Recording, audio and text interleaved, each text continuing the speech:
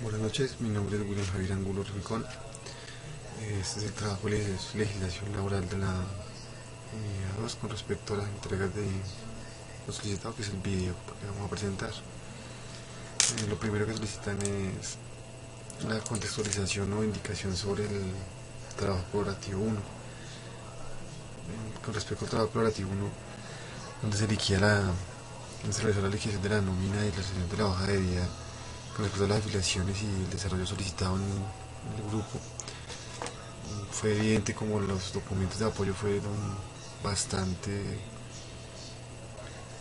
bastante agradables para trabajar, por eso que estaba el formato de la hoja de vida, estaba de eso, cuánto porcentaje es para la salud, cuánto la ARL, quién paga la ARL, quién paga la caja de compensación, qué porcentaje manejan. Entonces es un tema que realmente de mi parte me sirvió bastante, pues porque frente a mi nómina o mi sueldo, digamos, que recibo mensualmente, no tenía los criterios específicos, o sea que le pagan a uno y ya, pero realmente de ahí para atrás mirar cómo se hace la nómina, cómo se liquida, los porcentajes no lo tenía. Entonces para mí es una excelente ayuda y el conocimiento fue lo mejor que pude adquirir en ese momento. Parece una buena manera de tener esa contextualización del trabajo colaborativo 1. Y pues la parte académica vamos con el capítulo que yo tengo, que es el capítulo 1, son las obligaciones, prohibiciones del empleador y el empleado. Entonces por el momento vemos en esta diapositiva son las obligaciones y prohibiciones del empleador. Primero serán las obligaciones. Se las voy a leer textualmente, pues, porque son las que tenemos que evidenciar. El empleador tiene que poner a disposición de los trabajadores, salvo estipulación en contrario, los instrumentos adecuados de las materias primas necesarias para realizar las labores. Es donde el empleador entrega su materia, como las herramientas para que la persona pueda cumplir su labor completamente. Es como una obligación. Se cumple el reglamento y se mantiene el orden de la moralidad y respecto a las leyes. No, las leyes que también van incurriendo también directamente con el Estado, con el Ministerio de Trabajo, y a la vez se va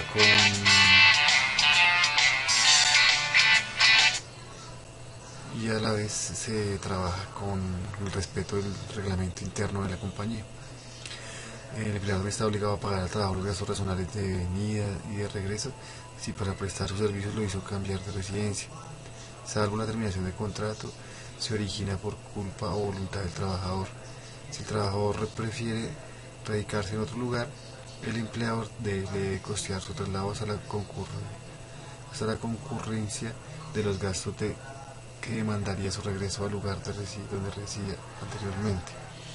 En los gastos de traslado del trabajador se entiende comprendidos los familiares que con él conviven.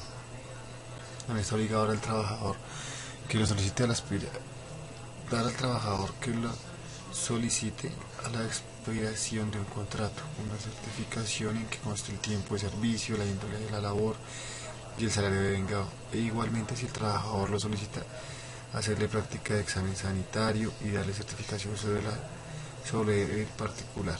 Si al ingreso durante la permanencia en el trabajo hubiera sido sometido a exámenes médicos, se considera que el trabajador por su culpa elude dos nomás, para que no se torne solo lectura la presentación.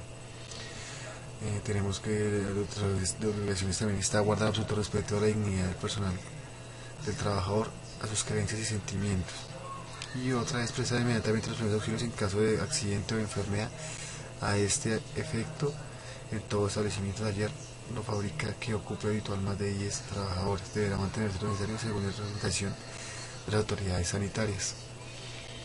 Dentro de las obligaciones se hallan como ciertas obligaciones de tiempo que son mensuales, semestrales, anuales, y hay unas obligaciones que se hagan aplicables a algunos trabajadores, no a todos. Dentro de los mensuales tenemos lo que es pensión, salud, redes profesionales, aporte a caja de compensación familiar y horas extras. Dentro de este tenemos un cuadro, lo ubicamos acá para que lo puedan ver, donde podemos ver que la obligación mensual, que son las horas extras, perdón, la obligación mensual está la pensión, que es el 15.5% del salario de cada trabajador, del cual el 11.62 está a cargo del empleador. En cuanto a salud, es el 12% del salario de cada trabajador, del cual el 8% está a cargo del empleador.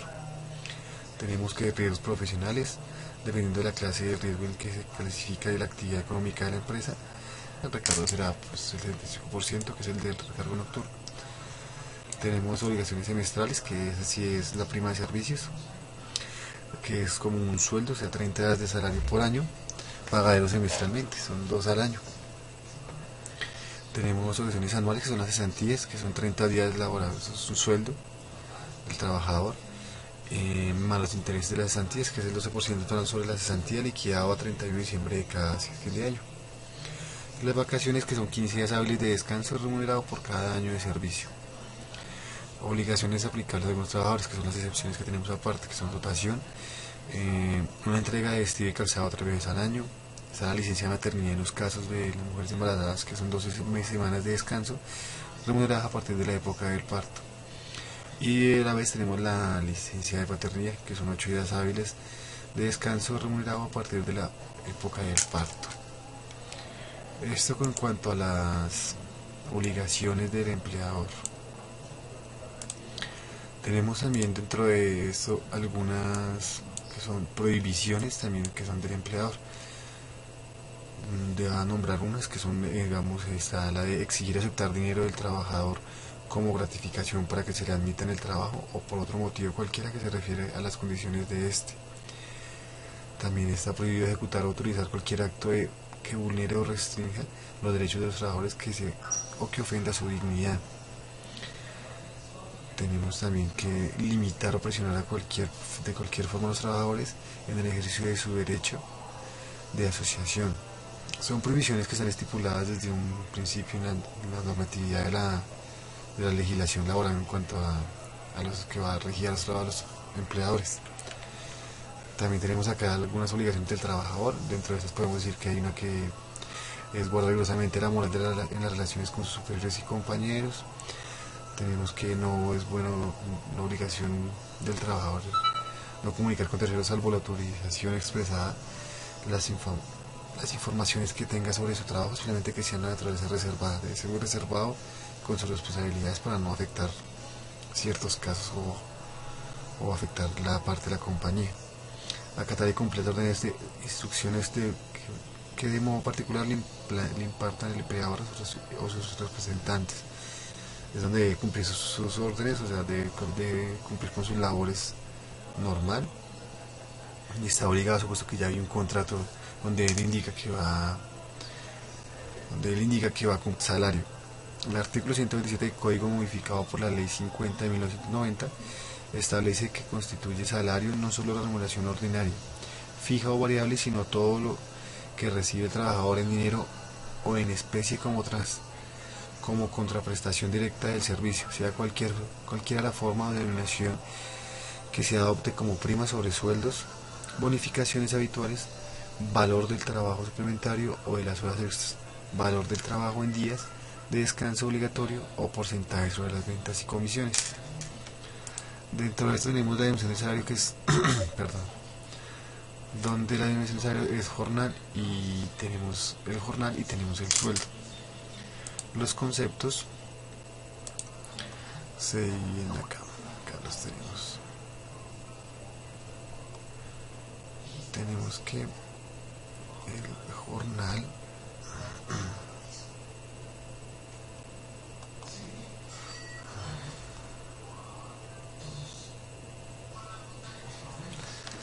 tenemos que el jornal y el sueldo. Entonces, el jornal es el salario estipulado por días cuyo periodo de pago no puede ser mayor a una semana.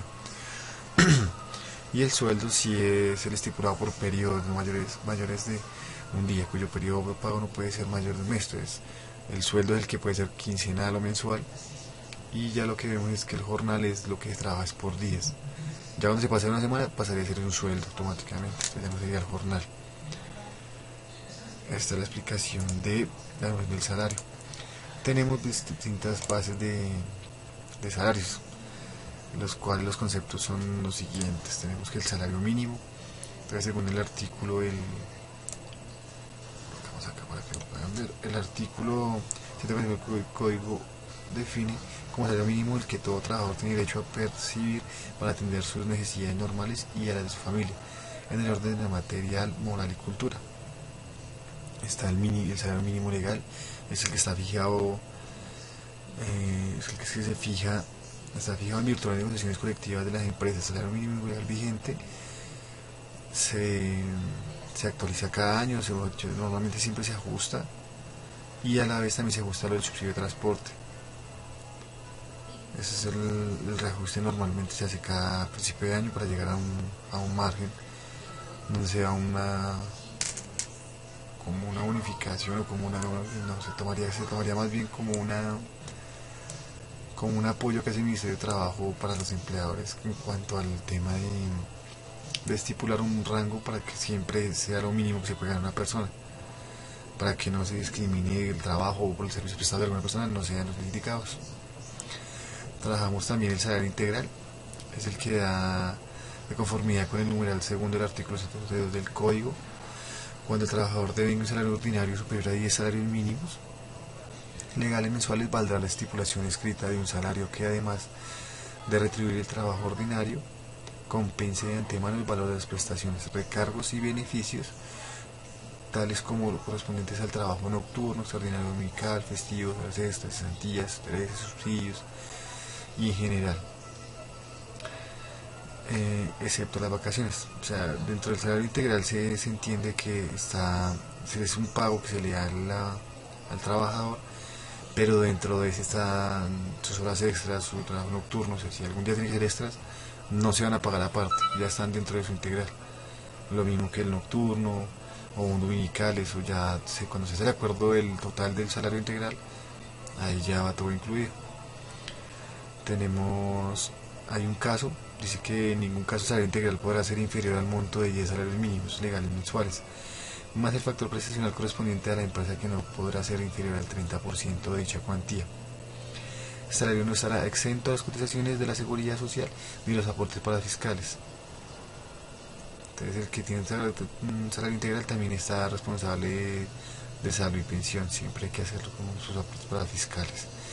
Tenemos el caso del salario en especie, es el que constituye salario en especie toda aquella parte de remuneración ordinaria y permanente que reciba el trabajador como prestación directa del servicio, tales como alimentación, habitación o vestuario, que el empleador suministra al trabajador o a su familia. Aspectos importantes en tener en cuenta en salario en especie son los siguientes.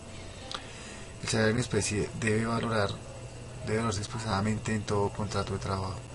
A falta de la estipulación o de acuerdo sobre su valor real, se estimará precisamente sin que pueda llegar a constituir y conformar más del 50% de la totalidad del salario. Ahora, el pago que se haga al trabajador debe corresponder a la retribución del empleador hacia el trabajador por prestaciones de sus servicios. Esto quiere decir que aquellos pagos que no correspondan a una contraprestación por la labor del trabajador no hacen parte del salario. Entonces podemos evidenciar que la parte del salario tenemos estas cuatro, las que acabé de leer. El salario mínimo legal vigente. El salario es la estipulación de lo que se le da remuneración a la persona del trabajador por un servicio que presta. El salario mínimo legal vigente es lo que la normatividad colombiana tiene en un rango para contratar a una persona de ahí para arriba. Es como lo puede definir una persona o el empleador cualquiera, pero es como el punto hacia arriba donde se puede tomar. El salario integral es donde está conformado todo lo que está dentro de eso. Es horas extras, dominicales o algún festivo que tenga que trabajar la persona. No se le va a pagar como dice la ley, porque como es un salario integral, todo está dentro de su salario. Todo está incluido ahí. Pueda que trabaje o no trabaje esos días, pero pues, si algún día pasa una excepción de un trabajo en ese momento, no se le va a pagar con algún porcentaje de más ni nada. Ya todo está dentro del integral. Y el salario en especie, como indicaba lo que acabé de leer, es que es donde se le va a pegarle en vivienda o vestuario o por alguna forma la remuneración al trabajador, evidenciando que no puede superar el 50% del salario. O sea, debe haber alguna parte que sí es en especie y la otra no. Y aquí sigue la bibliografía. Y con esto termino mi video. Muchas gracias por la atención y espero vernos nuevamente. Gracias.